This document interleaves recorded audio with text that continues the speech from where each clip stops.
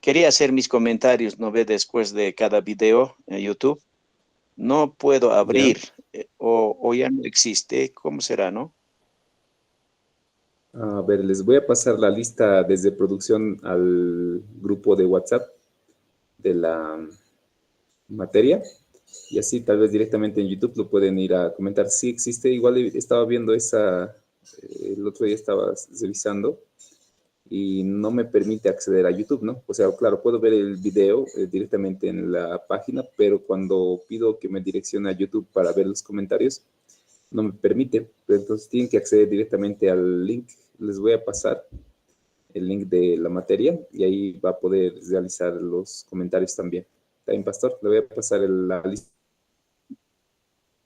Gracias, licenciado, porque el anterior módulo igual he de sufrido. producción de todos los videos de la materia.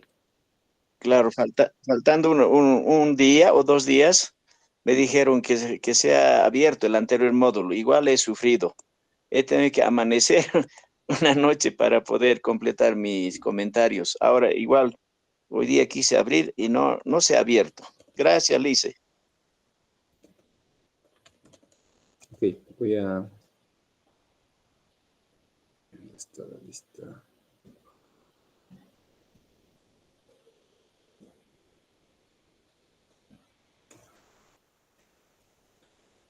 Voy a compartirles la lista desde producción. Sí, estaba viendo ese defecto de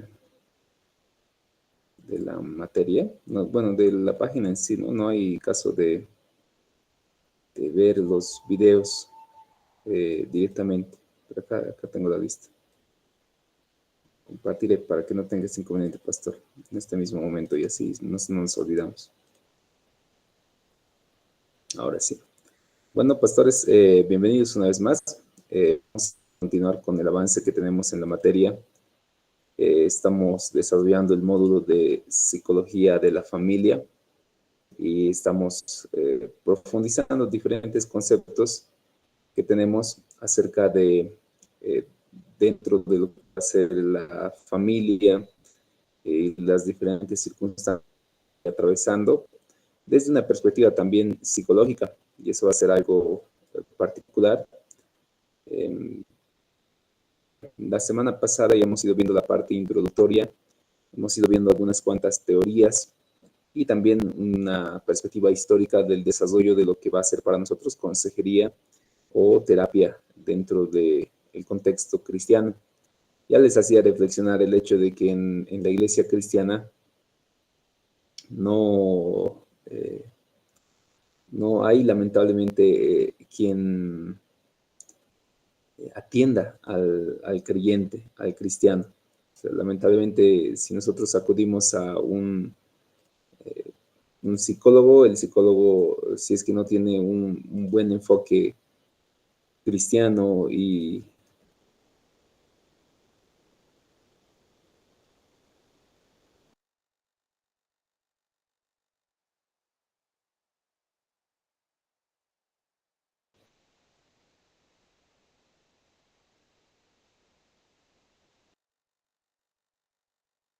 por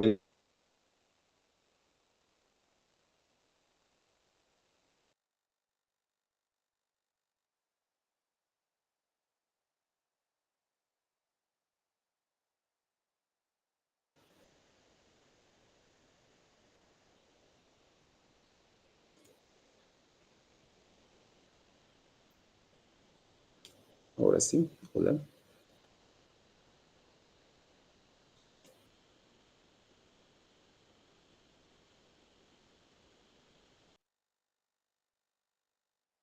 ¿No? Hola. Se desconectó por unos instantes, mil disculpas, pero otra vez estamos de torno, creo. Les iba comentando que la semana pasada hemos ido reflexionando acerca de la necesidad de que la consejería cristiana con principios bíblicos pueda profesionalizarse. Y si alguno de nosotros tiene esa vocación, ese llamado, creo que son los pasos iniciales que vamos a dar. Yo sé que en algunos de ustedes tiene ya un amplio que sería un amplio ministerio en el área de consejería. Cuando ya hemos visto en la materia del poder y la visión, comentaban un poco al respecto.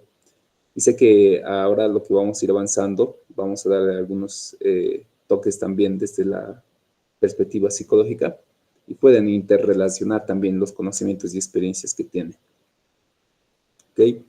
¿Me confirma si se escucha bien? tengo temor.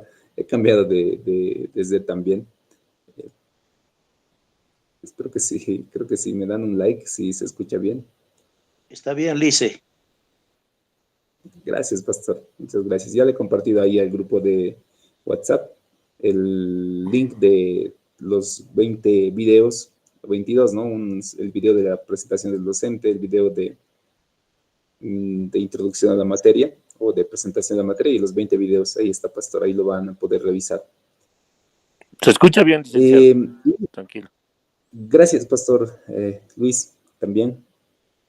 Vamos a continuar con el avance que tenemos programado para esta semana. Recuerden que el fin de semana ya vamos a empezar a hacer la parte práctica con algunos casos. En esta semana ya vamos a ir designándonos algunos papeles o roles y lo vamos a hacer seguramente por afinidad o por sorteo. Vamos a definir también con el grupo y ya tenemos que ir avanzando también algunos elementos propios para el dar un seguimiento, un asesoramiento o una consejería mucho más medida, mucho más profesional. Y vamos a ver durante esta semana el siguiente contenido, que es la unidad número 2, el ciclo vital familiar y las transiciones. Vamos a ir analizando, por lo menos a grandes rasgos, todo lo que es el ciclo vital de la familia. Vamos a ver a qué nos referimos con el ciclo. Estamos refiriendo obviamente hacia un sentido cíclico, analizando cada una de estas etapas y ver también diferentes realidades. Y también algunas transiciones o cambios que se suelen presentar en el contexto familiar. En esta unidad número 2 vamos a ver este contenido. Vamos a tratar de analizar las diferentes etapas del ciclo vital familiar y vamos a ver en la primera clase, el día de hoy, las etapas del ciclo vital en sí, de la familia. Luego vamos a analizar las transiciones y ciclos de crisis familiares que puedan presentarse. En cada una de estas clases vamos a ir dando también algunas pautas, algunos lineamientos para hacer la atención correspondiente, como estrategias o terapias o técnicas que se pueden utilizar o lineamientos que se podrían dar en su momento. Vamos a hacer un análisis también acerca de las familias monoparentales y reconstituidas, que lamentablemente o afortunadamente, no sé cómo quieran verlo, es ya algo muy cotidiano, incluso dentro de las iglesias cristianas. Evidentemente, el ideal familiar que Dios ha planificado es una familia integrada y permanente por un varón y una mujer y que tengan su ciclo familiar con sus hijos, pero por diferentes circunstancias, por divorcio, por muerte, por embarazos no deseados, por ausencia del padre, se van a establecer muchas familias monoparentales, donde solo va a estar un solo cónyuge al cuidado de la familia. Y también estas familias reconstituidas, cuando hay familias ya monoparentales que van a reconstituir un nuevo núcleo familiar. Vamos a hacer un análisis también al respecto. Vamos a conversar un poco acerca de lo que son las relaciones de pareja, que también es un elemento trascendental dentro de lo que es la consejería familiar. Tema tabú, obviamente, para el contexto cristiano, pero sí es un elemento fundamental dentro de lo que va a ser consejería de pareja. Y vamos a dar también algunos lineamientos importantes acerca de las relaciones de pareja en el contexto familiar. Y luego ya vamos a conversar lo que va a ser nuestras actividades prácticas para el fin de semana. Es lo que tenemos programado para esta semana y empecemos pues con las etapas del ciclo familiar. Como entendemos, un ciclo es algo que avanza de forma natural. Dentro de lo que es el contexto familiar, para nosotros también entendemos de que hay un desarrollo familiar. Se maneja regularmente, incluso dentro del contexto cristiano, que es el asunto de la normalidad. El cristiano normal, o la familia normal, o la pareja normal, o el adolescente normal, o el pastor normal. Probablemente en algún instante nosotros tratamos igual de manejar este término de la normalidad, y vamos a tratar de ver igual las etapas del ciclo familiar normal. Pero antes de ello, ¿cómo definir el asunto de la normalidad? Si nosotros nos preguntamos en el grupo que estamos ahora, en el grupo de quinto del módulo de Psicología de la Familia, ¿quién de nosotros puede considerarse normal? Es bien relativo. Notarán de que si definimos el asunto de normalidad, es bien subjetivo, un término filosófico inclusive en algún momento. Pero para darle un sentido más práctico y objetivo, vamos a apropiarnos de los términos estadísticos de lo que va a ser el valor central y la normalidad desde los términos estadísticos. ¿A qué se refiere esta realidad? Cuando hablamos, por ejemplo, de una conducta normal en un individuo, en una persona, en alguien, debemos entender cierta particularidad. La normalidad se va a definir en el contexto, por lo menos, de la conducta humana, por el mayor número de frecuencias de cierta conducta. Por ejemplo, lo normal para una iglesia cristiana, un hipotético, ¿verdad? No es un dato real. Lo normal en una iglesia cristiana es que los varones y mujeres dentro de la congregación, y lo vamos a determinar lo normal con estos puntitos, muchos puntitos, lo normal, es decir, hay muchas parejas dentro de la iglesia que son familias que se han casado una sola vez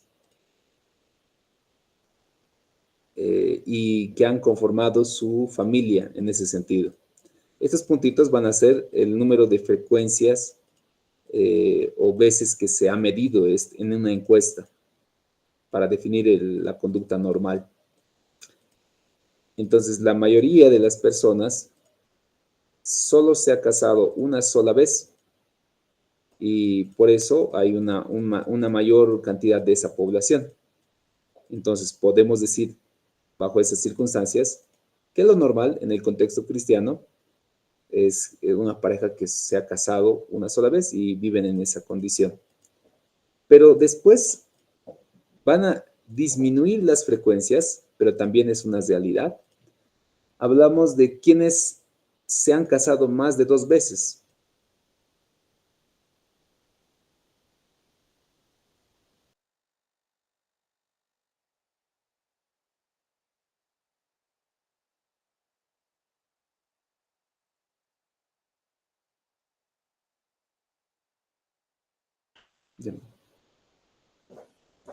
Perdón, ahora sí vuelvo. Les decía que también dentro del contexto familiar, en un hipotético de análisis de pareja dentro de la iglesia cristiana, hay hermanos que están en su segundo matrimonio, pero no son una gran mayoría. Son parte de la congregación, pero no son una mayoría. Por el otro extremo, también hay aquellos que nunca se han casado, ni tampoco desean casarse.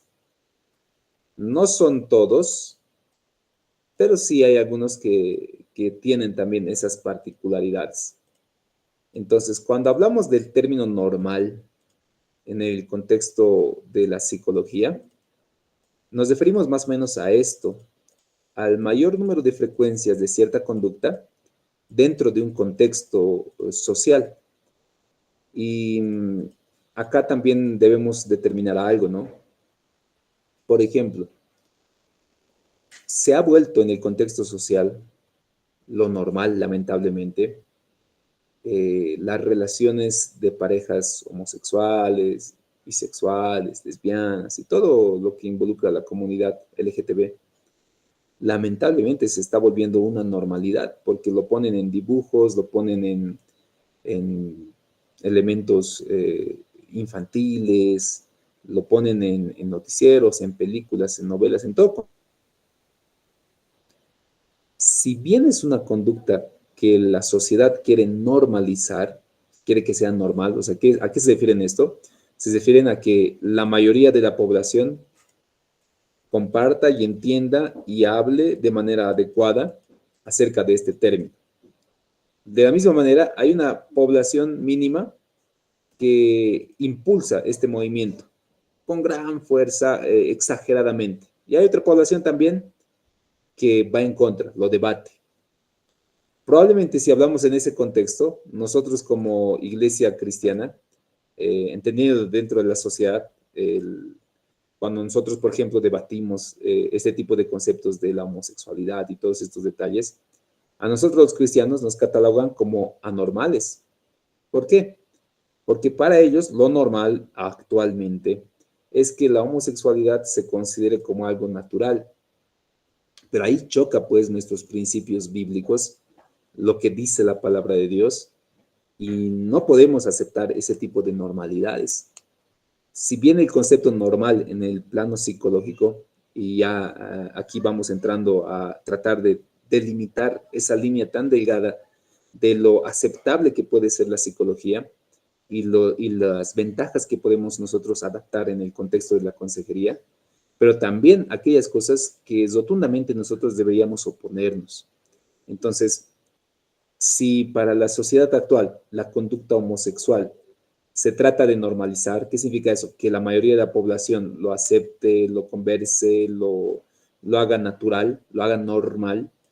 Para nosotros eso no es normal, aunque para ellos nosotros nos consideren personas anormales, porque somos homofóbicos, porque no estamos de acuerdo con esas ideologías, porque no respetamos sus derechos y todo ello. Al respecto del tema de la homosexualidad, un pequeño paréntesis.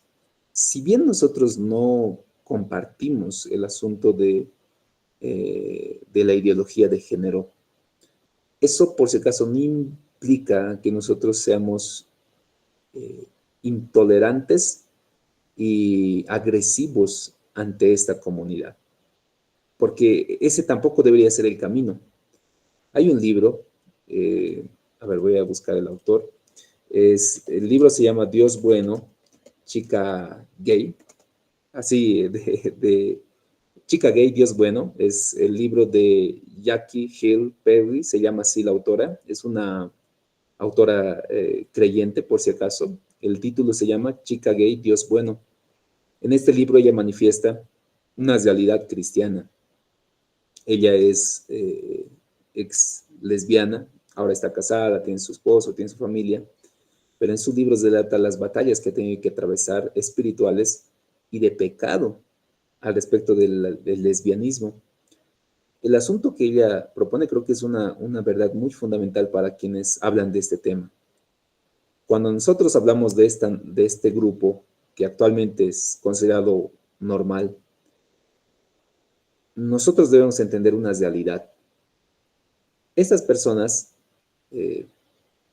consideran de que lo único malo que Dios tiene contra ellas, contra ellos, es el asunto de su homosexualidad, es decir, su gusto o su aceptación de gusto por el género propio.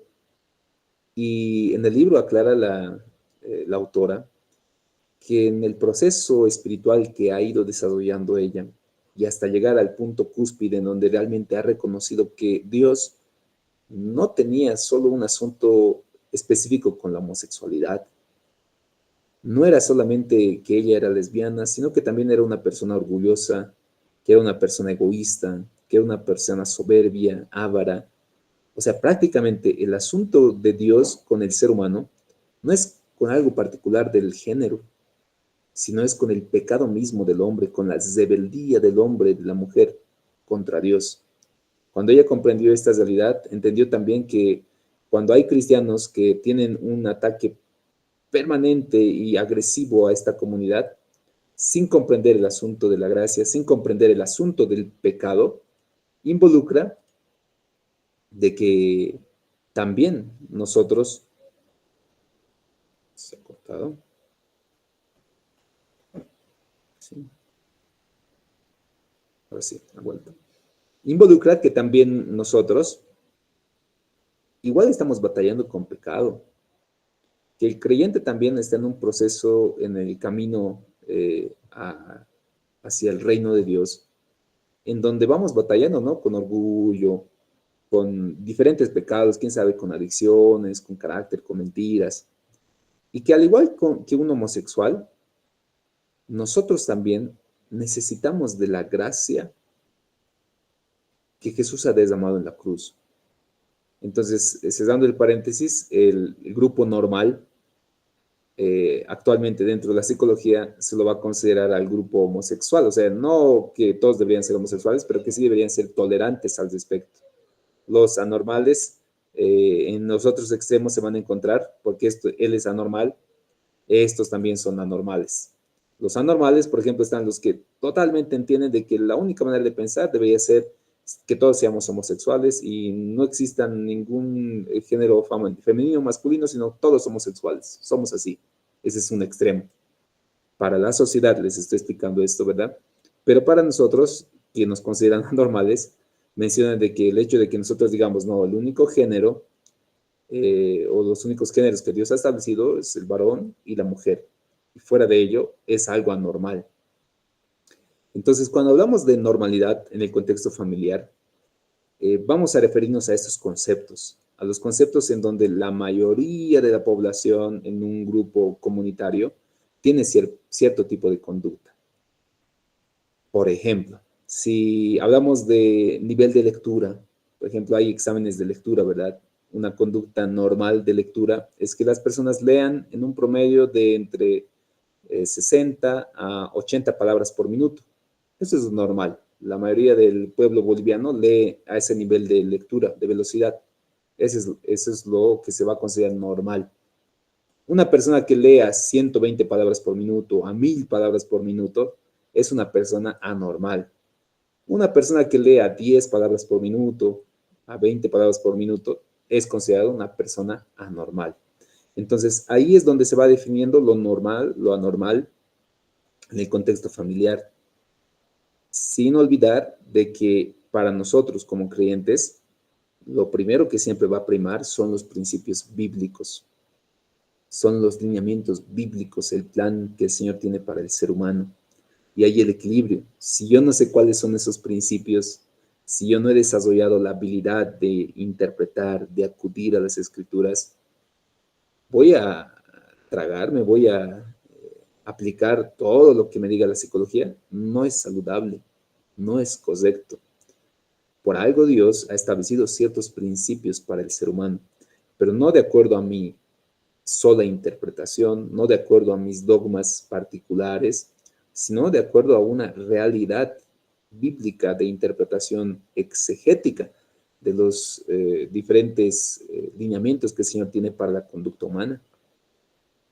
Si yo hago una libre interpretación, errando, haciendo eisegesis en el proceso, no estoy cayendo bien, o sea, no estoy finalmente adaptando los conceptos bíblicos. Entonces, ahí tiene que haber un equilibrio, estimados pastores. El conocimiento psicológico para el que va a aplicar consejería cristiana tiene que estar, evidentemente, pero el conocimiento bíblico, la interpretación bíblica adecuada, tiene que estar también sólido en el creyente y en el que va a ejercitar la consejería cristiana. Así, de esa manera, vamos a ir determinando cuál es la conducta normal. Por ejemplo, si vamos haciendo un análisis ya previo de algún caso, si el adolescente viene la madre de familia y dice, pastor, yo quiero que hable con mi hijo ya últimamente, desde que ya cumplí sus 12, 13 años, ya realmente está insoportable, se cierra en su cuarto, no quiere bañarse, está rebelde, no me contesta las llamadas, está totalmente aislado. Puede ser que tenga un demonio, pastor. Yo quiero que vaya usted y ore por él. Medito cuáles son los términos normales.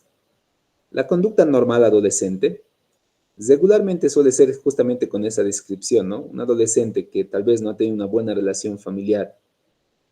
Probablemente en la etapa de adolescencia lo que hace es aislarse en su propio contexto, en su propio mundo, evita el contacto social con sus padres regularmente, es lo que va haciendo en el plano normal.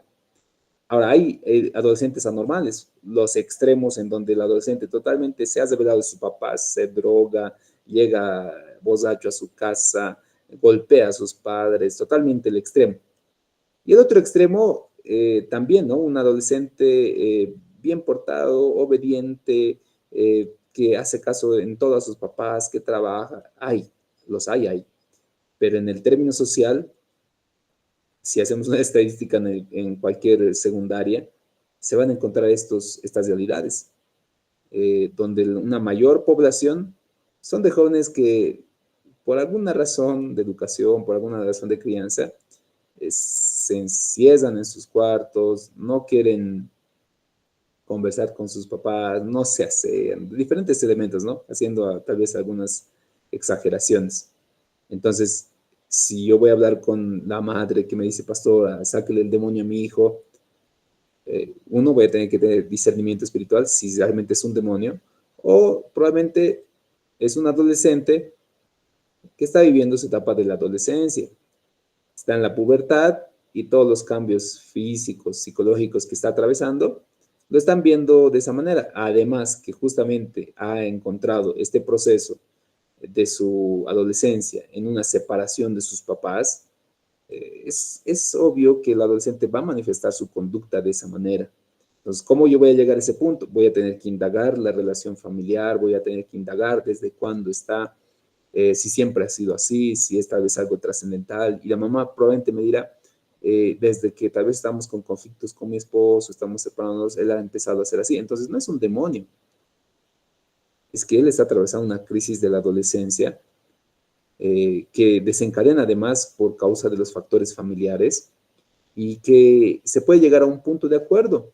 Lo recomendable, por ejemplo, para ese caso, probablemente puede hacer el conversar con el adolescente, con la madre, y llegar a un acuerdo. Por ejemplo, David Machea propone con el adolescente establecer acuerdos firmados como contratos familiares, en donde yo como padre asuma responsabilidades y deberes, y el adolescente también asuma responsabilidades y deberes para tener una mejor convivencia, porque él ya se cree adulto, ya quiere comportarse como adulto, quiere hacer todo como adulto, quiere salirse de la casa, quiere tener su dinero. Muy bien, voy a darte el privilegio de la duda para que tú te comportes de esa manera, pero acá en casa tenemos ciertas responsabilidades, ya sea semanalmente, limpias tu ropa, haces tus tareas y apoyas una vez en la semana en los quehaceres dentro del hogar. Por mi parte como padre, yo te voy a dar lo que es tu mesada o lo que es tu recreo, lo que es los gastos que necesitas para tus estudios y no voy a cumplir. Rompes el trato, yo te quito la mesada, te quito el internet, te quito el celular. ¿Estás de acuerdo? Y adolescente probablemente en ese tipo de negociaciones, porque se lo está tratando como adulto, va a ceder. No le voy a quitar un demonio. Tendría que tener un discernimiento espiritual realmente si es un demonio, pero en muchos de los casos no es un demonio. Hay que hacer un análisis de la normalidad de esa situación.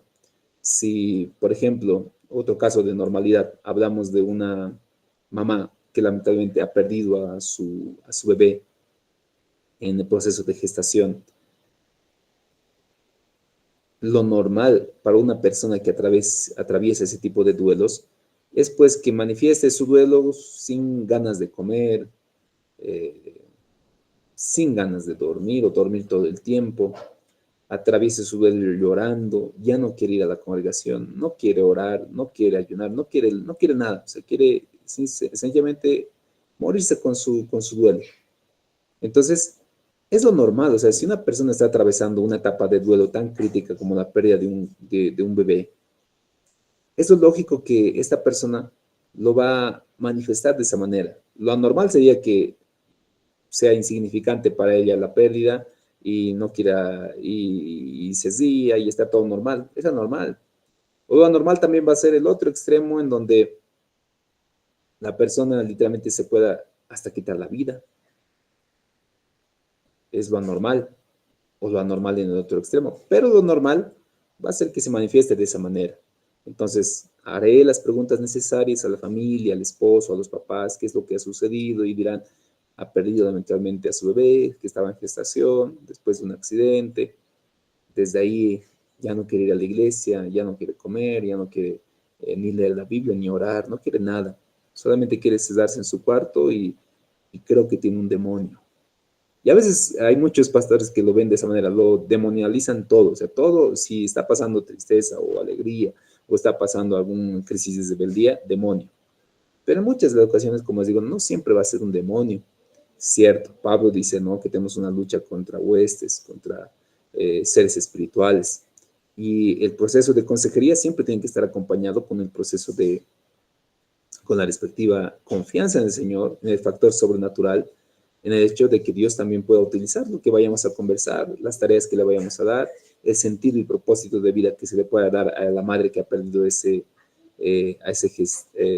bebé que estaba en gestación.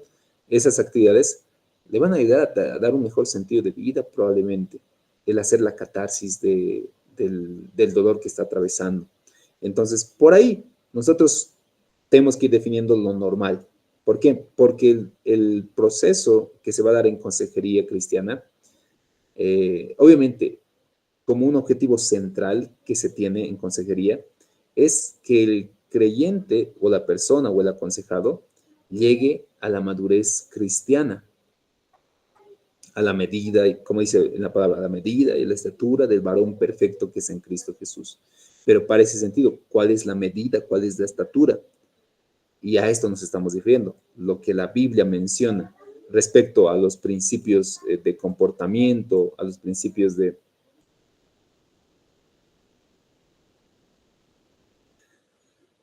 y al respecto de, por ejemplo, que la palabra de Dios nos da lineamientos para la familia, para la pareja, para la educación de los hijos, para la resolución de conflictos, tenemos que acudir a lo que dice la palabra de Dios. Y debo empezar yo a hacer, quién sabe, manuales, a instruirme mucho más, a cuestionarme mucho más y empezar a buscar ciertos caminos para dar un mejor consejo a la familia en diferentes aspectos. Hablar de la normalidad es bien amplio. Nosotros podemos hacer este ejercicio casi toda la noche con diferentes casos, incluso de casos dogmáticos que se suelen presentar en algunas congregaciones. Si hablamos, por ejemplo, de música, ¿cuál es la música normal dentro de la iglesia? Vamos a encontrarnos que, quién sabe, hay una población amplia que canta gospel o himnos o cánticos, y hay un extremo que cantan música, no sé, rock o algo así. Habría que hacer un análisis. Este tipo de análisis se suele hacer en encuestas. Para cuando vayan a hacer su tesis, probablemente vayan a utilizar también este tipo de análisis para determinar a qué población están tratando de beneficiar.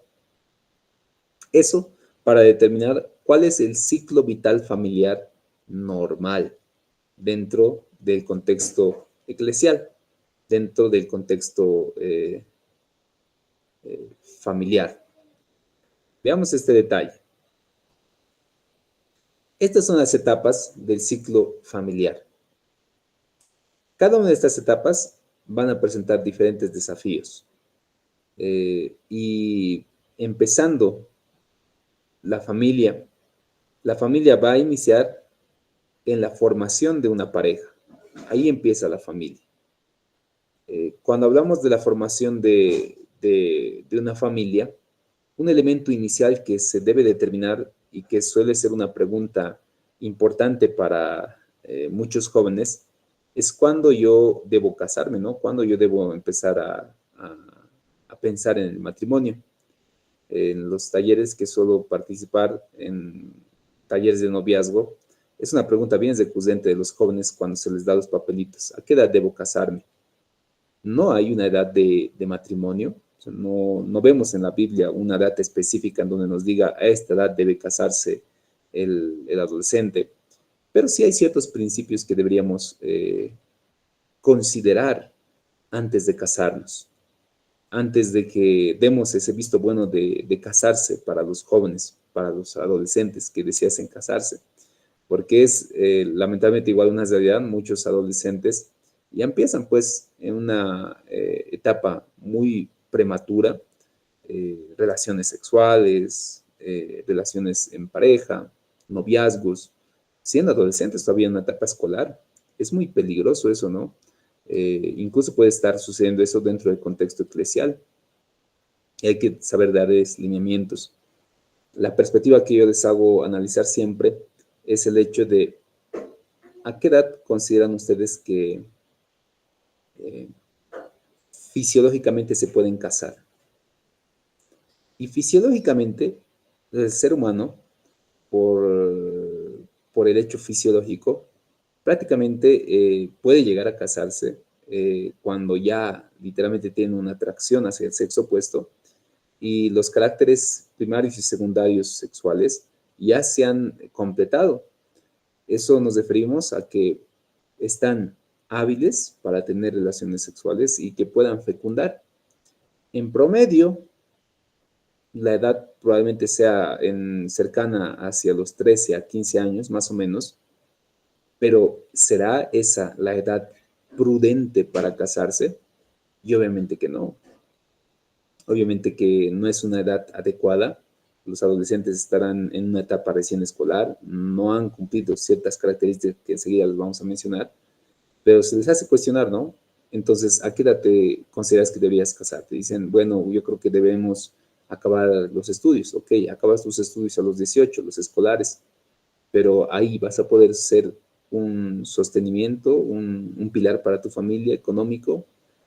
¿Vas a poder tener esa madurez? No, yo creo que hasta acabar una carrera, por lo menos, técnica, universitaria. Entonces, pongamos 4 años más, 22 años. Puede ser una edad ideal para casarse. Además, se considera, según el desarrollo humano de Diana Papalia, ya una persona joven, 22 años. Pero ya desde los 13 años tú estás fisiológicamente hábil para procrear, para tener relaciones sexuales, pero no estás hábil para tener familia. Y hay lamentablemente muchos adolescentes que están en colegio, 15, 16 años, ya han tenido relaciones sexuales, han tenido que abandonar el colegio, dedicarse a su maternidad y frustrar sus sueños, su vida. 13, 14, 15, 16, 17, 18, 19, 20, 21, 22 años. 10 años. 10 años en donde Dios, por su voluntad, es como que le dice al joven sí, pero no. Se ejercita un fruto del Espíritu, dentro de los frutos del Espíritu, o del fruto del Espíritu, que es el dominio propio. El dominio propio va a ser determinante para las siguientes etapas del ciclo vital familiar. Porque si el adolescente no puede tener dominio propio siendo adolescente, cuando ya se case y tenga su esposo, tenga su esposa, tampoco lo va a tener. Porque tiene 10 años para ejercitar dominio propio. 10 años para decir, puedo, pero no. Porque eso es el dominio propio. Tener las capacidades, tener los recursos, tener lo necesario, pero dices, no, me domino a mí mismo. Y digo que no. Voy a guardarme en castidad, en virginidad, hasta que el Señor me dé al idóneo, a la idónea, para conformar mi familia. Mientras tanto, me dedico a crecer en la fe, a crecer en la gracia, a crecer en el conocimiento de la palabra de Dios, a concluir mis estudios, a hacerme, quién sabe, un capital económico. Pero eso es algo que Dios también lo ha planificado. O sea, si Dios nos ha dado esa facultad fisiológica de tener la posibilidad de gestar en un promedio 13 a 15 años, pero no es una edad madura, no es una edad adecuada para formalizar una familia, sino por lo menos unos 10 años más, es que Dios también nos da en su sabiduría la facultad al ser humano para garantizar el dominio propio.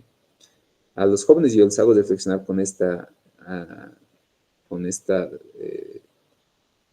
que sea como una metáfora acerca de la fidelidad que deberían tener como esposos, pero que empieza dentro del noviazgo. Les decía, y obviamente muchos de ustedes ya han tenido relaciones sexuales y no es algo adecuado, es pecado delante de Dios y tal vez dicen, pero nos cuidamos y tú dices que él es el chico de tu vida y ella va a ser la chica de tu vida y piensas casarte con él, pero ya son activos sexualmente. Y les pregunto, ¿qué te garantiza a ti que cuando ya te cases con esa persona, él te vaya a ser fiel?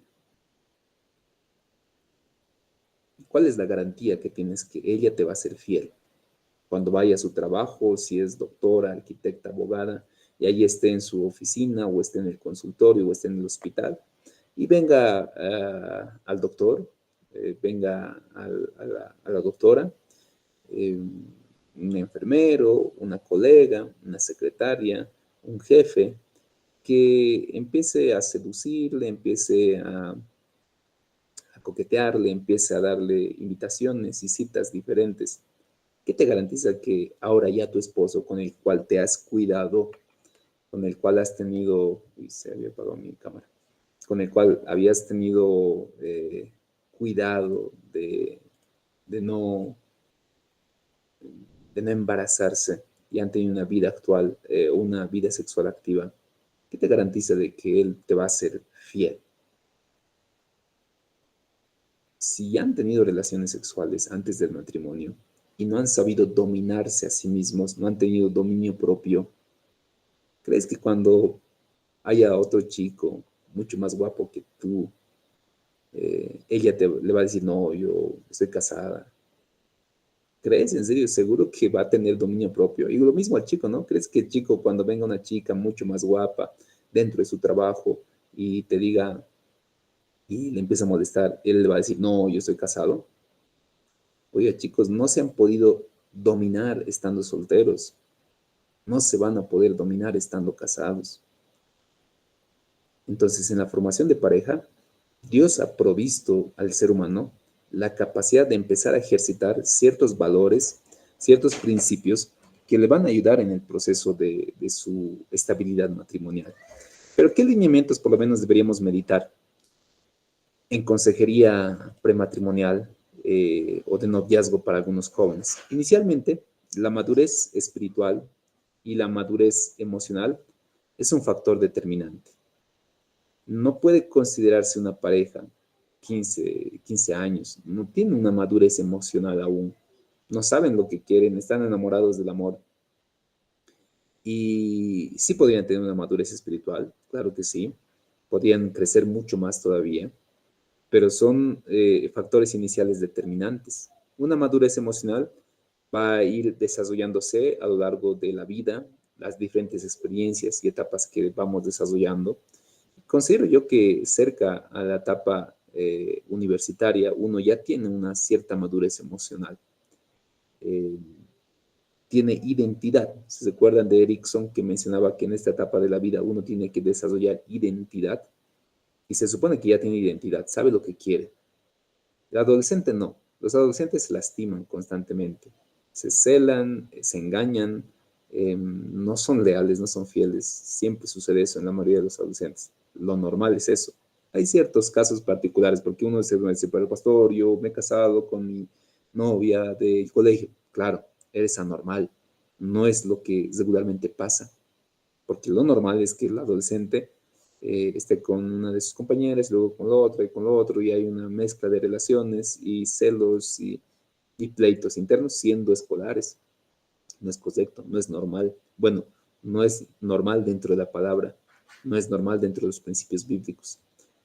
Luego de ello, aparte de la madurez emocional y espiritual, un elemento importante para ya establecer una pareja es una estabilidad financiera. La estabilidad financiera, si bien no es determinante para un matrimonio, puesto que hay muchos matrimonios que empiezan en cero, pero sí ellos deben tener ya una posibilidad de saber generar sus propios recursos. Y los recursos se los puede generar siendo universitario, siendo un licenciado, doctor, magíster, o siendo un emprendedor, alguien que pueda dedicarse y sepa generar sus propios recursos, porque van a ser necesarios para el establecimiento de su núcleo familiar, de su pareja. Tercer factor, el apoyo y aprobación familiar. Tampoco es determinante, pero sí va a ser un lineamiento necesario en el contexto cristiano. El apoyo y la aprobación familiar es algo determinante. ¿Por qué para nosotros eso es un detalle importante como creyentes? Porque nosotros como creyentes entendemos la honra al padre y a la madre como un valor principal dentro de la conducta cristiana. Entonces, se supone que si bien mis padres puedan tener una perspectiva diferente, para yo establecer mi relación familiar, no debería establecer unas relaciones de rebeldía, porque tarde o temprano voy a tener siempre ese contacto con mi familia. Muchos adolescentes, y esto no lo digo a los jóvenes, muchos adolescentes en rebeldías se unen, escapan. Se escuchan muchos casos, ¿verdad?, de adolescentes que aparecen como desaparecidos y que están en Oruro, están en Cochabamba, están en Cobija, en otros lugares, pero ya con su pareja, siendo tal vez los dos menores de edad. Sucede lamentablemente esta realidad y como padres también debemos estar atentos. Importante para establecer una formación de la pareja, el asunto de un compromiso y una visión compartida.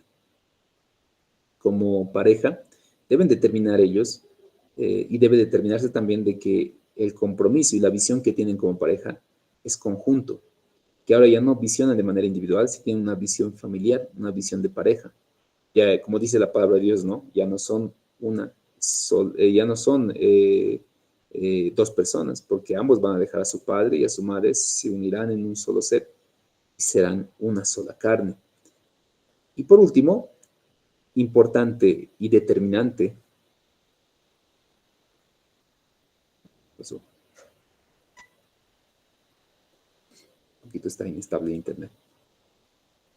Por último, les decía, y determinante, el asunto, queridos pastores, que hay que profundizar, debemos hacerlo mucho más amplio. Probablemente nosotros como pastores ya hemos celebrado matrimonios, ya hemos oficiado bodas, pero algo que sí debemos profundizar es el asunto de la preparación y orientación prematrimonial. Se lo debe tomar con la seriedad correspondiente. En la experiencia que he visto acerca de la orientación prematrimonial en un contexto cristiano católico y en un contexto cristiano evangélico, es muy básico y se abordan elementos y se ignoran otros elementos también que van a ser determinantes para el desarrollo de una correcta pareja, de una pareja saludable. Incluso algunos casos de consejería prematrimonial solamente se limitan a dar lecturas y análisis como prédicas bíblicas de Génesis, de Efesios, de Cantares, y es el límite que tiene el pastor. Se ignoran muchos elementos como la planificación familiar, la intimidad en pareja, la planificación económica en familia, el asunto de las responsabilidades y deberes familiares, las relaciones con amistades y familiares, asuntos, incluso indagando mucho más en estos aspectos. En Estados Unidos, por ejemplo, hacen un análisis genético de la pareja antes de casarse. Y en el análisis genético se le prevé a la pareja que probablemente en algún caso puedan ser tienen muy altas probabilidades de si van a tener bebés, si van a tener una planificación familiar, tienen altas probabilidades de tener algún mal congénito, ¿no? Labio leporino, probablemente tengan síndrome de Down o algún mal congénito que se puede anticipar con un análisis de esta categoría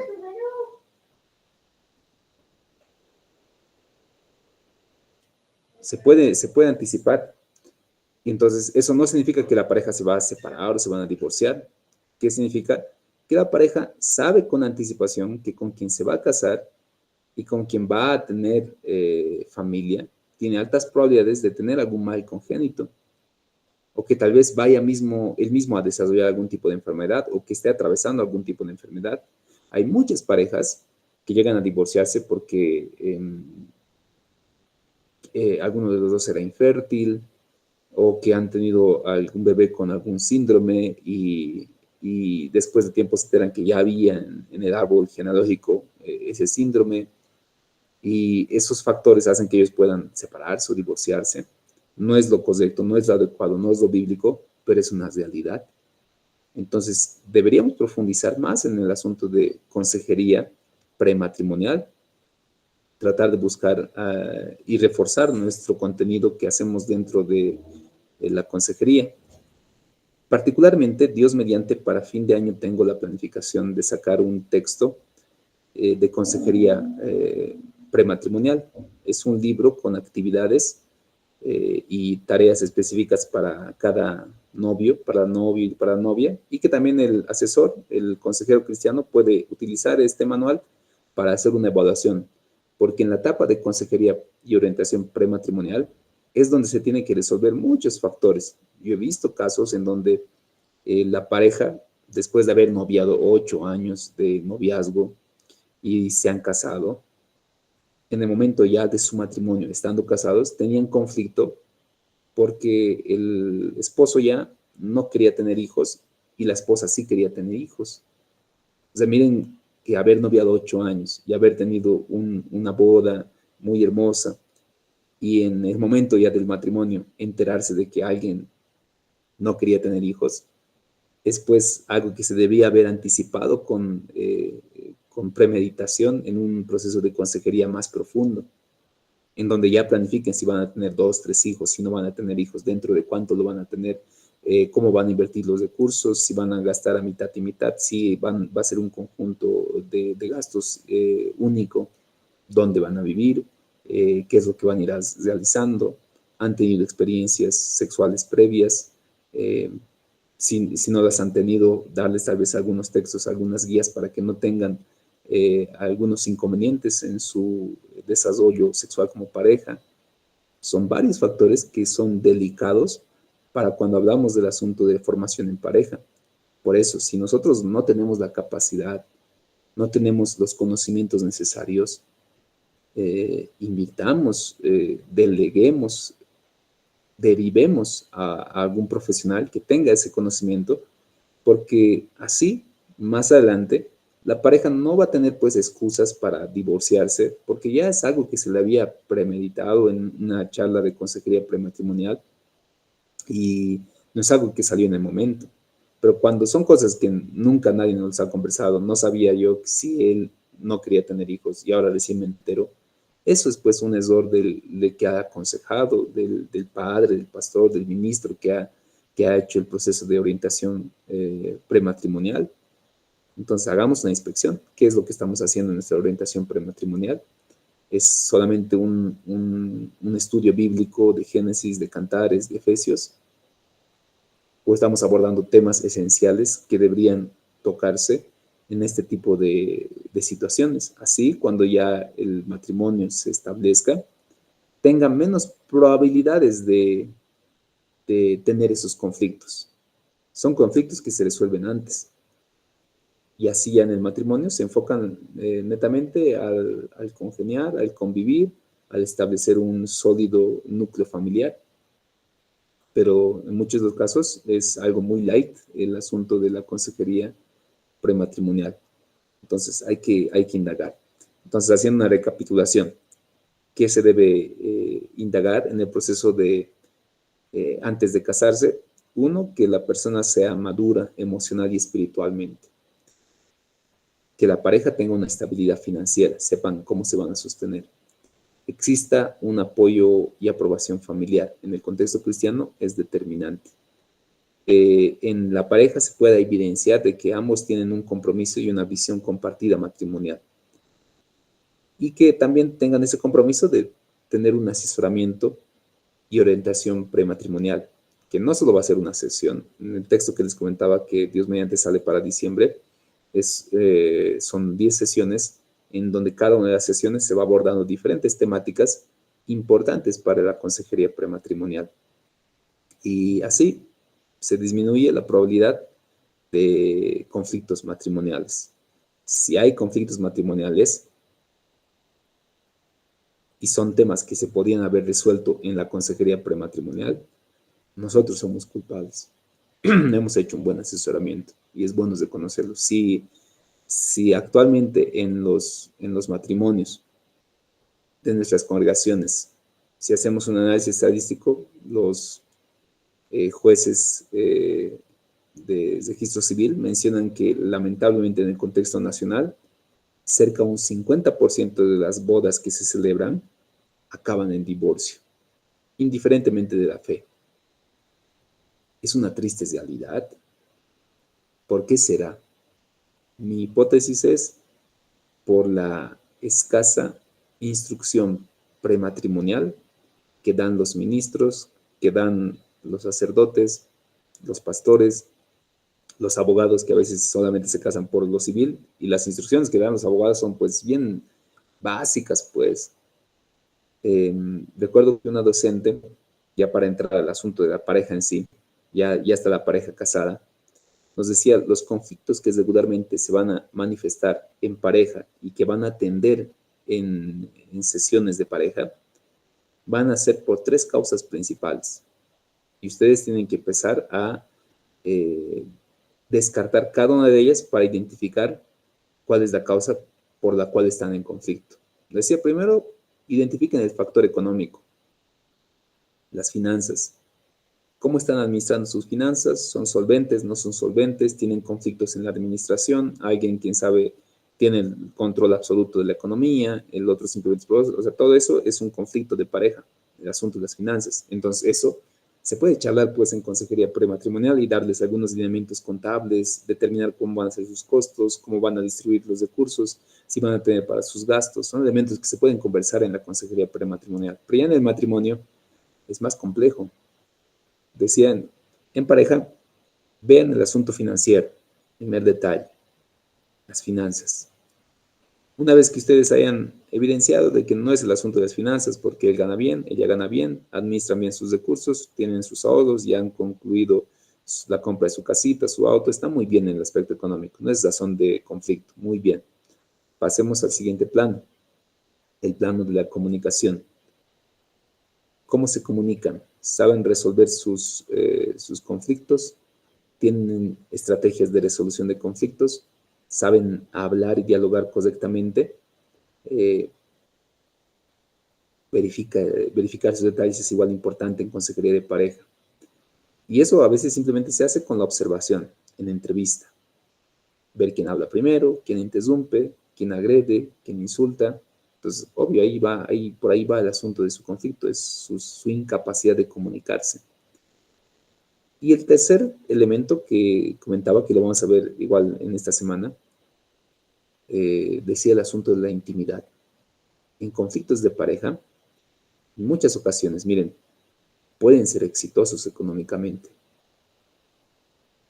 tienen una linda familia. Él o ella se va con otro. Obviamente, como cristianos sabemos que es por la dureza de su corazón, por la inclinación hacia el pecado. Pero si vemos un elemento objetivo, el asunto de la intimidad es un elemento bien tabú dentro del contexto cristiano, pero que no da una garantía, ¿no?, que van a vivir felices para siempre. Pero sí es un elemento que preocupa tanto a varones y también de alguna forma a las mujeres. Y tener una vida saludable en los diferentes ámbitos de la pareja, por lo menos va a dar mayor estabilidad familiar. Les repito esos 3 elementos, ¿no? Los elementos donde mayormente se van a ver conflictos de pareja son finanzas, comunicación e intimidad. En el inciso D vamos a conversar un poco más amplio del asunto de la intimidad. Entonces, ahí ya se forma la pareja. ya se le debe dar ciertos lineamientos a los novios que quieren empezar a formalizar su relación. Algunas vez me preguntaban también al respecto, ¿debemos presentarnos delante de la iglesia? ¿Podemos ahorrar juntos? ¿Podemos comprar terreno juntos siendo novios? No es saludable. Si quieren ahorrar juntos, no lo hagan en una sola cuenta. ¿Cuántos casos igual he tenido de novios y novias que están atravesando una crisis fuerte porque han roto su relación de noviazgo, pero habían estado pagando un terrenito juntos, habían tenido una cuenta bancaria juntos y estaban depositando ahí, y ahora como que su relación ha roto de manera muy traumática y muy difícil. No sabían cómo sacar el dinero, se han metido en deudas para comprar equipamientos. No, un novio, una novia, no puede tener roles y responsabilidades que solamente los esposos tienen. Hay roles de esposos y hay roles de noviazgo. En la etapa de noviazgo uno tiene que llegar a conocerse, a cuestionarse, a preguntarse asuntos que van a ser importantes para su matrimonio, pero no ejercitar. O sea, los esposos tienen el rol, incluso un mandamiento bíblico de tener una intimidad. Pablo mismo reclama y dice, no, por el caso, no permito que el esposo y la esposa se separen por mucho tiempo, a no ser que sea por causa de oración, pero vuelvan a juntarse rápido y cumplan su deber conyugal. Pero muchos novios ya están en una actividad sexual sin casarse. No es correcto. La iglesia siempre va a mantener el principio bíblico de la castidad, la pureza, la integridad que debe llegar el esposo y la esposa desde su noviazgo. Y eso obviamente viene desde las instrucciones en talleres, en campamentos que se les puede dar a los jóvenes. Y de esa manera vamos determinando algunos elementos en la etapa inicial de cómo establecer un núcleo familiar. Una vez ya establecido el núcleo familiar, ya se tiene formada la pareja. Después, obviamente, para llegar a ese punto, un proceso de noviazgo adecuado. Dentro de la pareja, también se van a presentar ciertos conflictos. Los conflictos son necesarios. Creo que no hay pareja que pueda decir jamás hemos tenido un conflicto. Los conflictos son importantes porque a través de los conflictos nos ponemos a prueba y conocemos también algunos aspectos que no lo podemos notar en otras circunstancias. A través de los conflictos podemos ver si tenemos habilidades de resolución de conflictos, si sabemos comunicarnos adecuadamente, si tenemos ciertas cualidades, ciertas capacidades para avanzar en el proceso. Y para ello hay una perspectiva interesante que nos puede ser muy útil para consejería en pareja, ya esposos. El autor es John Goodman, es el autor de esta perspectiva muy interesante, que le ha llamado los 4 jinetes del apocalipsis matrimonial. Interesante título, ¿no? Los 4 jinetes del apocalipsis matrimonial. Los jinetes que menciona el autor son los siguientes: crítica destructiva. Esto se refiere a que cuando la pareja siempre está expresando quejas y críticas sobre el carácter de la persona, sobre su personalidad, sobre algún comportamiento específico, son ataques, o sea, directamente a la persona, y a veces utilizando palabras despectivas, insultos, que puedan generar una sensación de desprecio hacia la persona. Y recuerden que avanzamos la semana pasada, ¿cómo nace una persona que tiene este tipo de conducta crítica? Si en el contexto familiar, el joven o la señorita vivía en un contexto en donde la madre constantemente invalidaba a su papá y siempre lo insultaba como el viejo, el vejete, cosas así, ese tipo de conducta crítica se va a manifestar también en su propio matrimonio, lamentablemente. Y la conducta crítica es un jinete del apocalipsis matrimonial. No es adecuado, no es una manera correcta de comunicarse. Y el autor menciona que es una de las causas, una de las situaciones en donde puede destruir el matrimonio, tanto para el varón y tanto para la mujer. Entonces, miren que incluso ahí el novio, la novia, si vemos, identificamos estos factores de conducta crítica o de críticas destructivas, debemos empezar a darle ciertas cualidades, debemos empezar a darle ciertas herramientas para que maneje ese tipo de conducta y no lo hagas de esa manera. Lo que proponemos, por lo menos, o se propone es hacer un planteamiento más suave, ¿no? Si, quién sabe, me desagrada su manera de pensar, en vez de decir, piensas como un viejo o piensas como una vieja, puedo decirle, no, creo que la manera como piensas no la comparto, pero está bien interesante. Me gustaría aprender más de lo que piensas.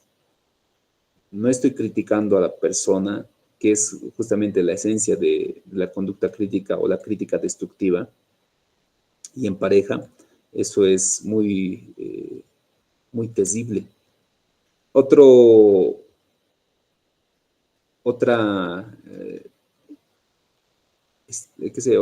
causa, otro jinete del apocalipsis matrimonial es la conducta defensiva o actitud defensiva.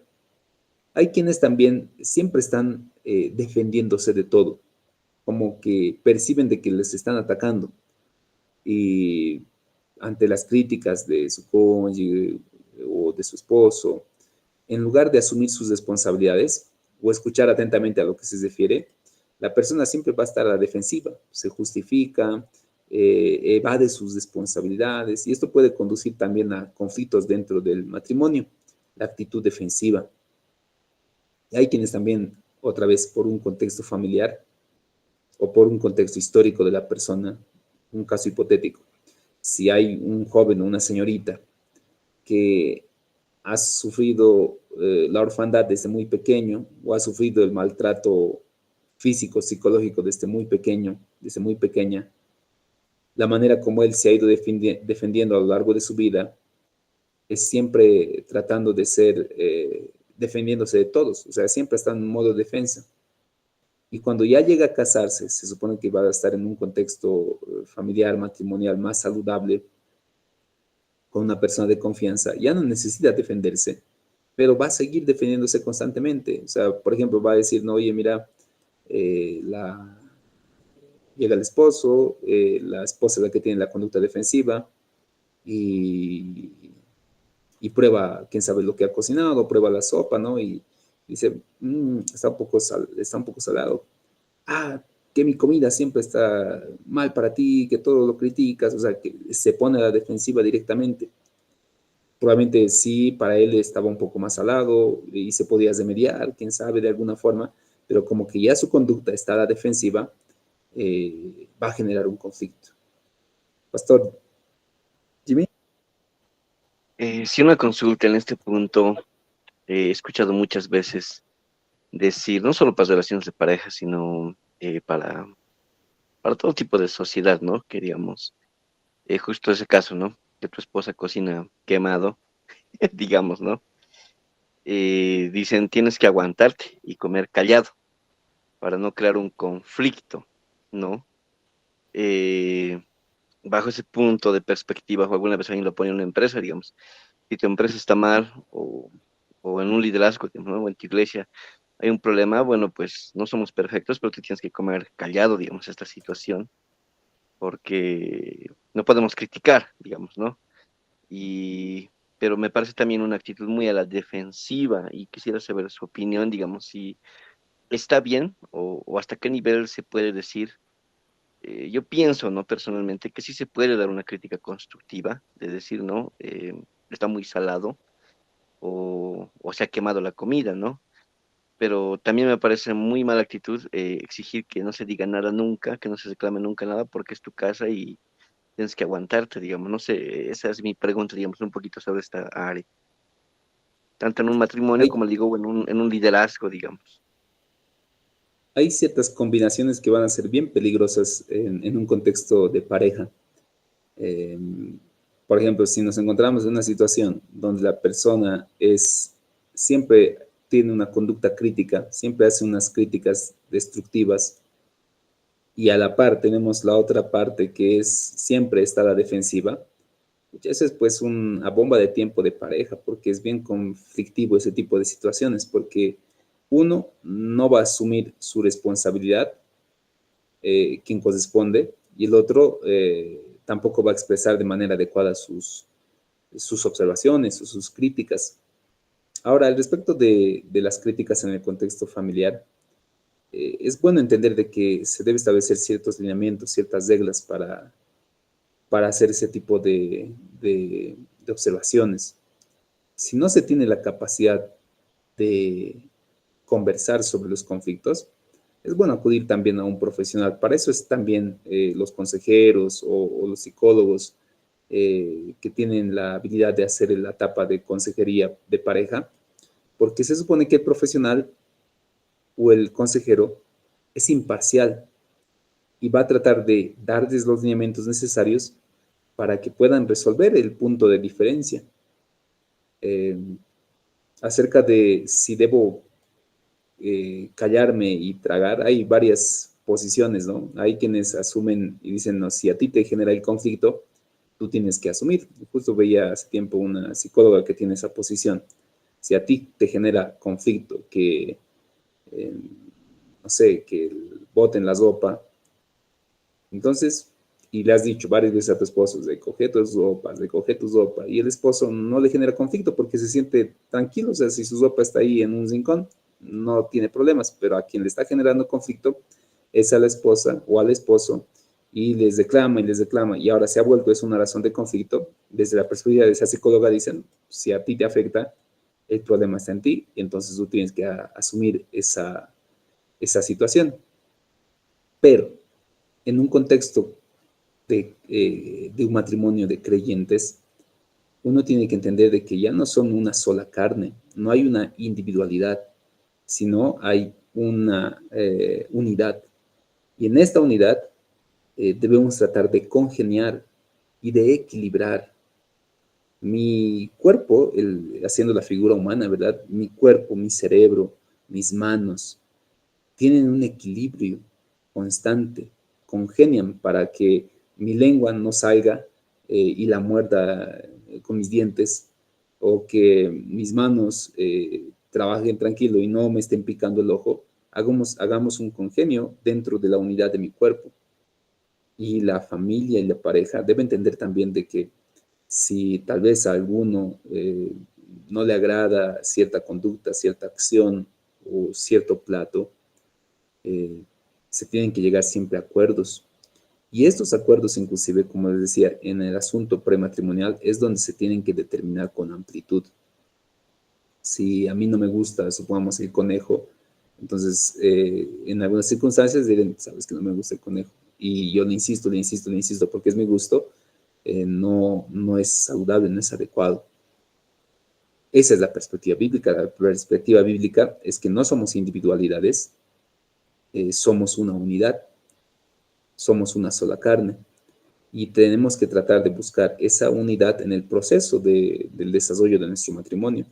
No va a ser fácil, o sea, porque esta unidad, les decía que vamos a ir optando un poquito de la terapia sistémica, que habla acerca de los engranajes. Cuando esta unidad matrimonial, yo, ella, llegamos a casarnos, vamos a tratar de engranar. Y el engranar es un proceso amplio, largo. Vamos a ir viendo roces diferentes de cómo dormimos, dónde dormimos, si dormimos con sábanas, sin sábanas, si agarramos el colino y lo exprimimos o lo hacemos rollito, si dejamos prendidas luces o las dejamos apagadas, o sea, tantos asuntos que vamos a tener que llegar a engranar. Y en todo el proceso matrimonial vamos a seguir engranando. Pero hay situaciones donde el engranaje de la relación matrimonial va a ser mucho más complejo todavía. Por ejemplo, una relación de adolescentes que están en un proceso de gestación, porque el engranaje es entre la pareja, un engranaje saludable de un par de años para que estén totalmente engranados y ahí venga un tercer elemento que va a ser el bebé, ya va a engranar con mayor facilidad ese niño que viene en camino. Pero cuando ellos recién van a engranar y además hay un tercer engranaje, que es el engranaje del bebé, es pues igual una bomba de tiempo de la familia, porque les va a costar, o sea, no van a poder congeniar bien como matrimonio como pareja, porque ahora tienen que asumir pues el rol de paternidad, de maternidad, su responsabilidad. Y es un proceso, por eso a los adolescentes hay que hacerles entrar en conciencia de que tener familia, tener relaciones sexuales, no solo es el placer del momento o la moda del curso, la moda de su grupo, sino que es una responsabilidad importante y que Dios tiene un plan perfecto también para la intimidad en pareja dentro del contexto matrimonial. Entonces, concluyendo al respecto de la pregunta del pastor Jimmy, creo que era, es el asunto de si estamos en pareja y hay algo que tal vez necesitamos engranar bien, nosotros como pastores podemos dar estrategias de resolución de conflictos y de mejorar su comunicación, pero tienen que tratar de engranar. Si a mí, por ejemplo, no me gusta muy salado, pero sí a mi esposa le gusta muy salado, o a mí me gusta muy picante y a mi esposa no le gusta picante, llegamos pues a un punto de convenio, un punto de equilibrio entre los dos. Me compro mi picante aparte, le pongo su picante a mi sopita, le hago menos salado y le añado yo más sal para mi plato. Se puede llegar a ciertos puntos de equilibrio. Y eso es el desarrollo pues de la pareja, ese es el proceso que debemos tener durante la pareja. Para ir terminando estos puntitos de los 4 jinetes, el desprecio es otro elemento también como un jinete de apocalipsis matrimonial. Hay parejas que ya han llegado a un punto de desprecio para con su pareja por diferentes factores. Obviamente esto involucra cuando uno de los partícipes de la pareja muestra pues ciertas actitudes como de superioridad, sarcasmo, burla o menosprecio para con el otro o para con la otra. Esto puede ser por factores de educación, por factores culturales, por eso ahí el yugo que menciona la palabra de Dios es tan determinante, porque un yugo desigual muestra pues esta realidad. Si en el yugo desigual no solo nos referimos al plano espiritual, sino que el yugo desigual se puede dar también en otros factores. El cruce, el choque de culturas puede ser un aspecto también. Y cuando manifiesta la persona su desprecio por gestos, o sea, a través de gestos o a través de comentarios explícitos sobre algo de su pareja, denotando su disgusto o con la persona, obviamente eso va a generar también un aspecto de crisis dentro de su matrimonio. Eso puede afectar totalmente a su relación y la admiración mutua que debería haber entre ellos. Una solución: traten de describir sus propios sentimientos y sus necesidades sin describir a su pareja. Como dice la palabra, ¿no? A veces nosotros estamos más enfocados en la paja que tiene el otro que en la viga que tenemos nosotros. Lo que estamos como parejas es para admirar lo que tenemos en la pareja, más allá de ver nuestros defectos. James Dobson, en su libro Amor para toda la vida, dice una frase bien interesante. Dice, cuando nosotros estamos noviando, hay que abrir bien los ojos, ver los defectos, ver las virtudes, ver lo que hace mal, lo que hace bien, bien abiertos los ojos cuando estemos noviando. Porque cuando ya nos casemos, tenemos que medio cesarlos, no cesarlos completamente, pero medio cesarlos. Ya no me puedo decir, mira, había sabido comer con la boca abierta, no sé, o algo así. O había sabido zoncar. No, pues ya son asuntos que tendrás que asumir, tendrás que buscar algún equilibrio y no por esa razón generar un desprecio para con tu pareja. Por último, la conducta evasiva. Otra actitud también que puede afectar una relación de pareja, en donde la persona evita los problemas, a lo que comentaba también el pastor. O sea, hay personas que en un contexto laboral, en un contexto familiar, no asumen los conflictos, sino los evita. Y evitar el problema no es solucionar el problema. Esconder el problema no es resolver el conflicto. Más al contrario, cuando uno va evitando abordar el problema, simplemente genera un distanciamiento y esto puede generar un conflicto a la larga también dentro de la pareja. Para evitar la conducta evasiva, por lo menos importante en su momento relajarse, meditar y empezar a afrontar también la situación que se está atravesando dentro de la pareja. Hasta ahí más o menos vamos a llegar. No sé si tienen alguna pregunta al respecto, algún comentario, estimados pastores. Hay mucho que aprender, hay mucho que dialogar. Dígame, Pastor José Luis, empecemos por Pastor José Luis. ¿Cómo está? Buenas noches, Pastor. Buenas noches, perdón, a todos los pastores igual, muy buenas noches. Realmente está tocando la llaga, licenciado. Este es el tema que no se toca nunca en la iglesia. Nunca he escuchado predicar a un pastor sobre lo que es noviazgo y sexo. El sexo en la iglesia lo toman como tabú. Una vez un pastor empezó a predicar sobre el enamoramiento y la mayoría de los que estaban ahí en la iglesia empezaban a ruborizarse, a ponerse hojas, qué sé yo. Cuando lo más simple es hablar de lo que es el enamoramiento y lo que es el sexo, porque Dios ha dado, claro, el sexo lícito, le estoy hablando, no del sexo fuera del matrimonio. Ahora lo que voy es lo siguiente. Yo siempre me he preguntado, ¿por qué los pastores hablan de noviazgo y no hablan de enamoramiento? Cuando la primera parte del noviazgo es el enamoramiento. En las iglesias que yo me congregaba hablaban de noviazgo, pero nunca hablaban de enamoramiento. En el caso mío, por ejemplo, los que ya tenemos más de 50 ya, hemos enamorado, pero nunca hemos noviado, porque noviado ya es algo más serio, es algo ya para casarse. ¿Cómo voy a conocer a una persona si yo no enamoro con esa persona? Es lo que siempre me he preguntado, ya que el enamoramiento puede durar entre 6 meses y hasta 3 años. Y esa es la pregunta que siempre me dicen.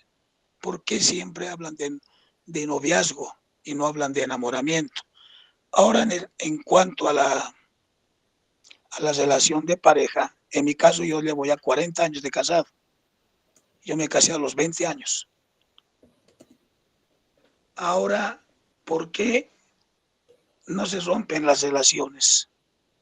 Es que hay que tener en cuenta, pastor, de que el hombre es visual. La psicología siempre dice que el hombre es visual, pero la mujer es expresiva. A la mujer le gusta que le hablemos cosas bonitas, que le hablemos, que le digamos te quiero, qué sé yo. La mujer siempre va a querer escuchar del esposo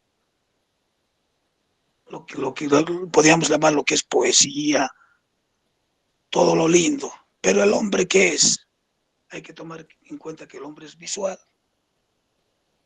Después de 15, 10 años de matrimonio, el hombre regresa a la casa para cenar. Ya no la ve a su esposa como la conocía hace 10 años. La ve un poco desarreglada, qué sé yo. Y entonces, como el hombre es visual, ahí ya también empieza un poco a aflojar la relación. Y la mujer también quiere escuchar que cuando llega el varón, que le diga, amor, ¿cómo te ha ido en el mercado? ¿Cómo estás con los hijos? Y entonces es lo que dicen los expertos, que las relaciones se van un poco aflojando porque en ambos casos, como el varón es visual y la mujer es expresiva, bueno, el hombre llega cansado, se va a dormir, se toma una ducha, ni le pregunta cómo le ha ido en el mercado, qué ha cocinado, no, se olvida de todo. Entonces, la mujer está esperando que el varón, pues, mejor, si le recita una poesía.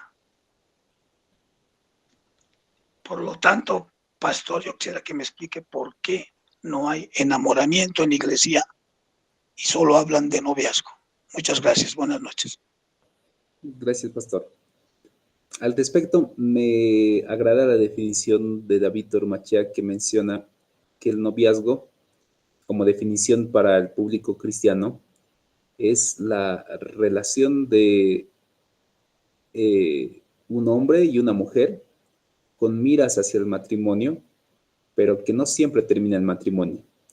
En el contexto cristiano entendemos de que fisiológicamente un adolescente ya tiene pues una atracción hacia el sexo opuesto, ya le atrae, o sea, está eso ya en el aspecto fisiológico, nos encanta al varón a la mujer al varón, Ya no hay los juegos inocentes infantiles donde es indiferente. Ahora todavía es mucho más prematuro todavía, pero ya una relación de noviazgo para el contexto cristiano involucra pues eso, una mira hacia el matrimonio. Para ahí va el asunto del noviazgo. Y novios, como hacíamos hace rato al inicio del análisis, no puede considerarse un noviazgo desde los 15 años para el contexto en el cual nosotros vivimos, porque si se van a casar, porque recuerden que el noviazgo es miras hacia el matrimonio, van a tener que esperar esos 5 o 10 años para recién casarse. No es saludable, no es adecuado, no es sabio tampoco. En ese sentido también, y otro detalle que igual, indagando por qué no mencionamos mucho en el contexto cristiano el asunto del enamoramiento, es que en el contexto bíblico regularmente los noviazgos ya se pactaban anticipado. Vemos en el caso de Abraham con sus hijos, que ya tenían un pacto de noviazgo previo. O sea, eso ya estaba establecido para que se lleguen a casar. También en el contexto bíblico, tal vez los casos donde se habla un poquito del enamoramiento, pero así de manera precisa no lo hay, es en el contexto de los cantares.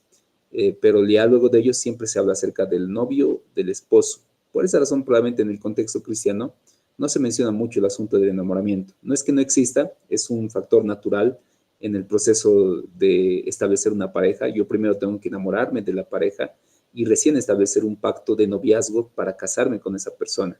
Y como mencionaba también Pastor José Luis, el asunto del factor visual, tanto para el varón y la mujer. Alguna vez les preguntamos a los adolescentes, ¿qué es lo que, y a los esposos igual se les puede preguntar, ¿no? ¿Qué es lo que más te ha gustado de tu esposa o de tu esposo?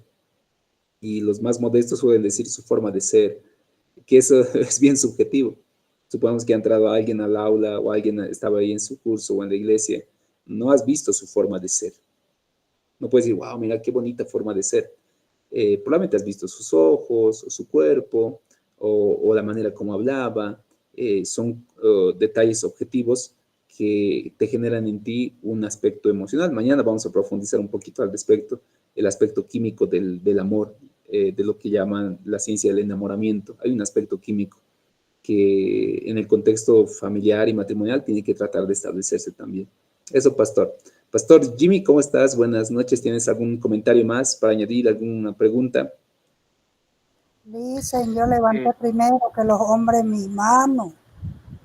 Nomás la pastora Igual debe ser participar Pastora Irma, no se preocupe. No he visto quiénes han levantado el orden, pero le voy a hacer participar igual, Pastora. Pero por ahí me olvido la pregunta.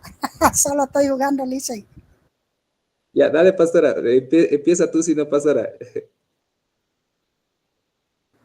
Perdón, licenciado, es que a veces uno cuando está escuchando está atento, ¿no?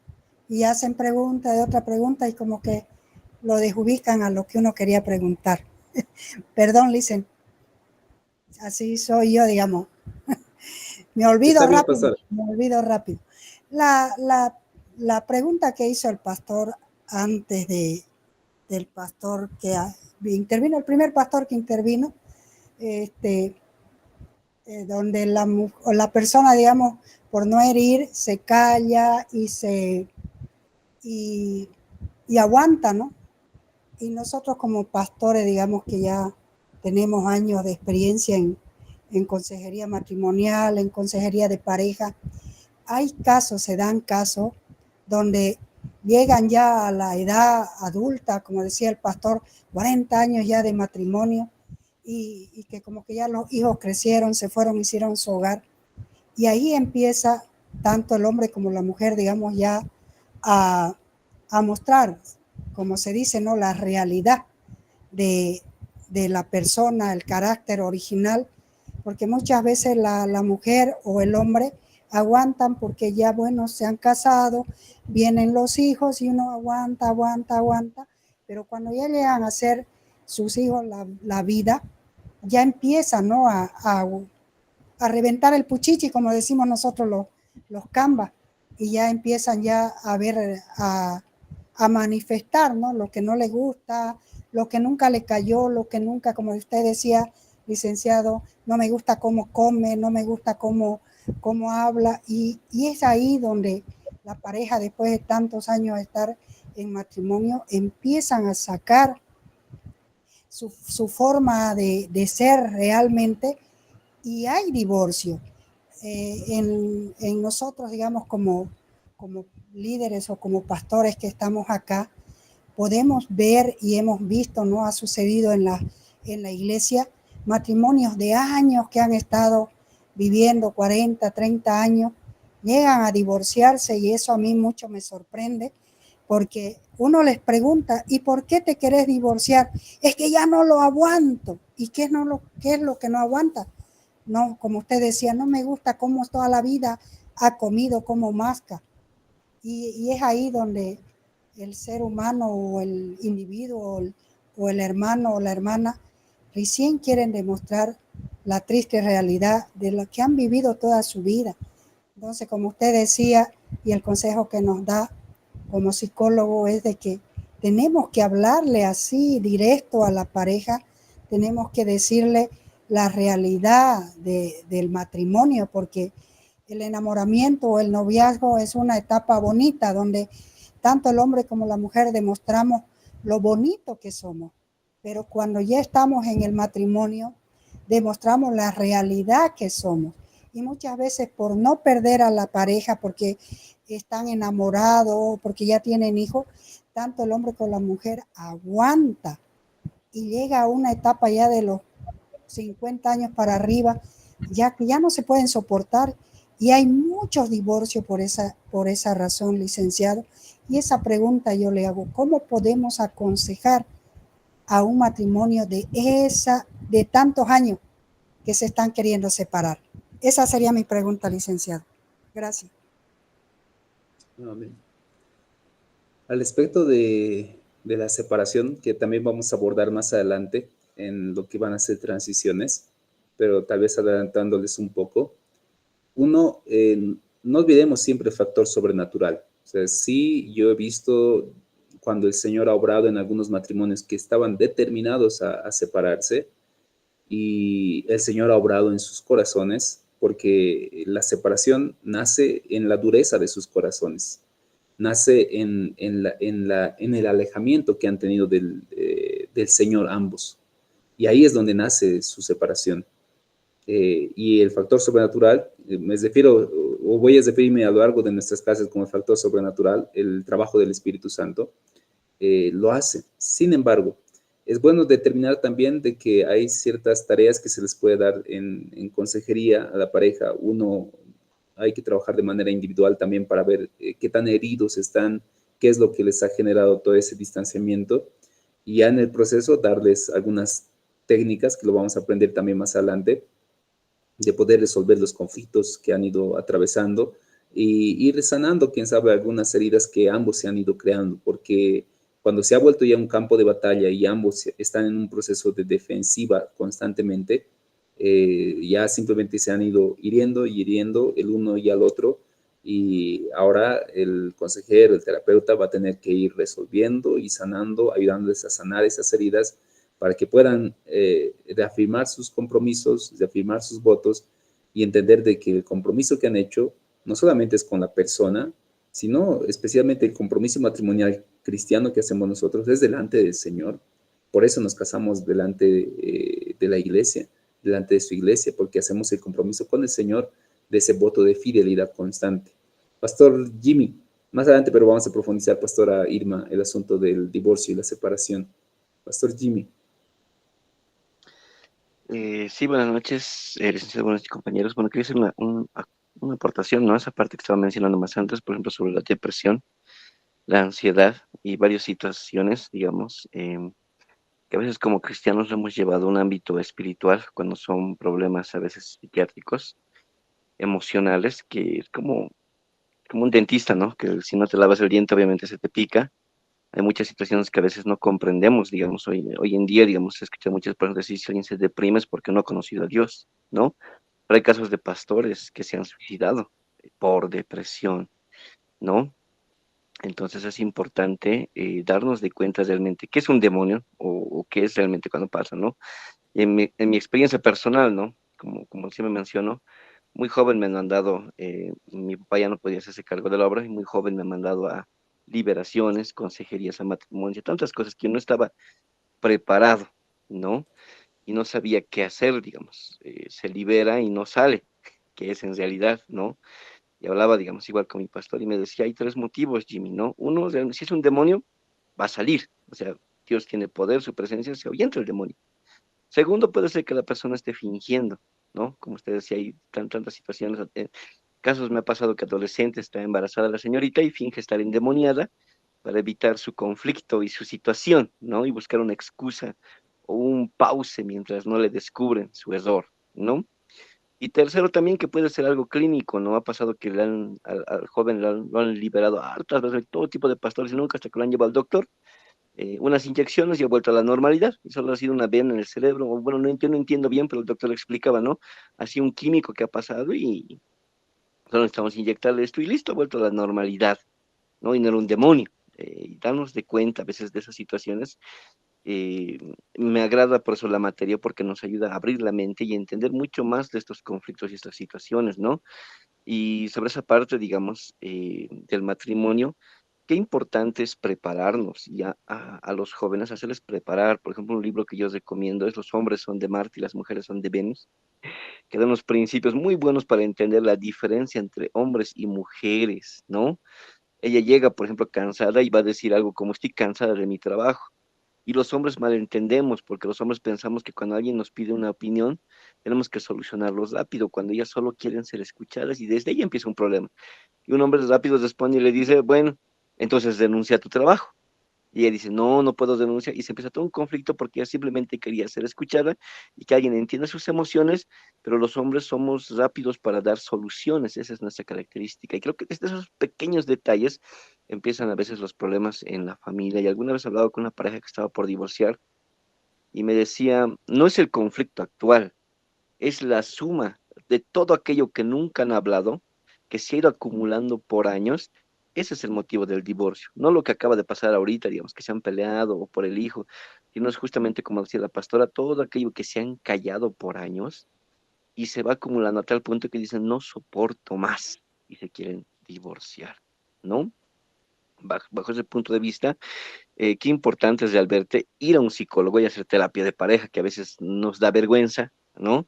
O decimos, no, ¿qué van a pensar? Estoy loco, estoy yendo al psicólogo, pero es realmente muy necesaria así como vamos a un dentista para que nos cure los dientes, creo que es muy importante en el ámbito de sanar el corazón, heridas, traumas, dolores, situaciones de pareja, violencia familiar, abuso dentro de los hogares, niños traumados, depresión y ansiedad, qué importante es realmente ir a un especialista en esta área y buscar realmente ese espacio. Obviamente uno cristiano que maneje, como usted decía, la psicología, bien fundamentado en los principios bíblicos, qué importante es ir y realmente dejar de un lado el orgullo y dejar que también alguien nos ayude, porque a veces queremos solucionar todo solos.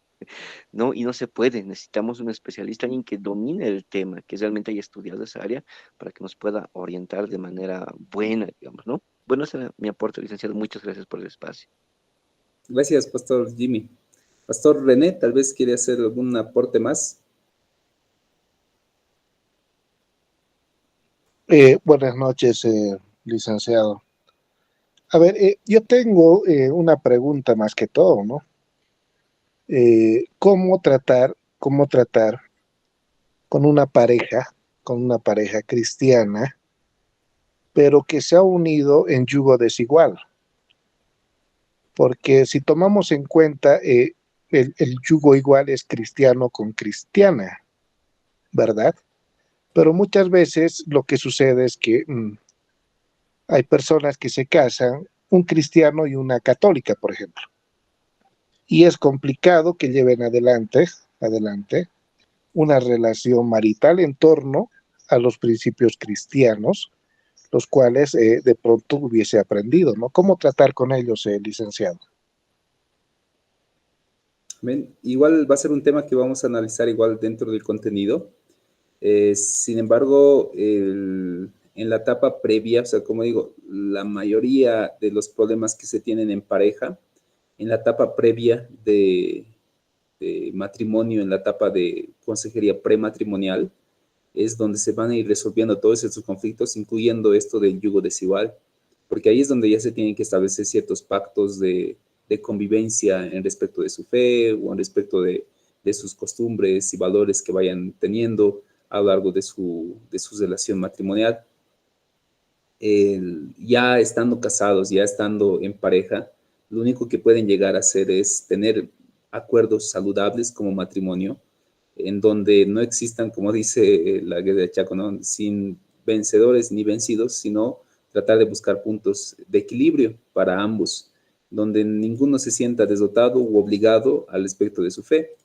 Ahí, obviamente, igual no debemos menospreciar el factor sobrenatural como cristianos, donde Pablo mismo recomienda, ¿verdad? Si alguno se ha casado o está casado con un no creyente y el no creyente consiente en vivir con ustedes vivan normal y más al contrario, tengan una buena conducta y con su buena conducta van a ganar al no creyente, que es el principio bíblico que tenemos acerca del yugo desigual ya en relación matrimonial.